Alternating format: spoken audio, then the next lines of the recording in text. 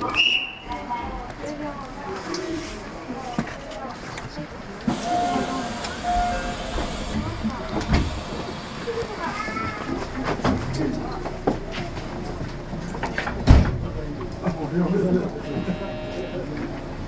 れが一番手ですよ。そうです。そうですか。今もうなんか23分でそう。ああ、食べなきゃね。前にやったんです。はい。最終列車。ああ、そうなんですね。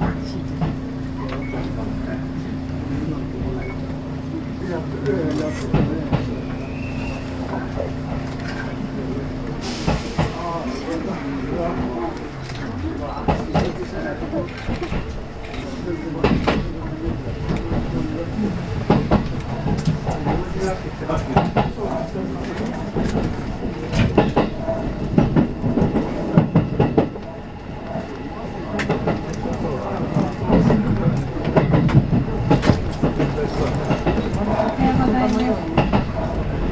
JR 東海をご利用いただきましてありがとうございます。この列車は普通列車竹豊行きです。尾張盛岡、小川、石浜の順に終点の竹豊まで各駅に停車いたします。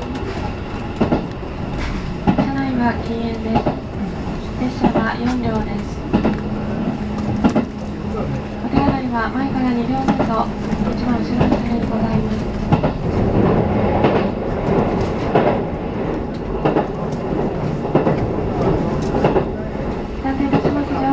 運転士鳴川、車掌はここです。終点の竹豊までご案内いたします。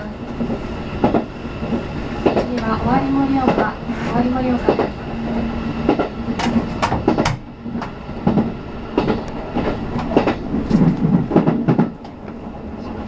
まもなく尾張盛岡です。お出口は右側です。ドアから手を離してお待ちください。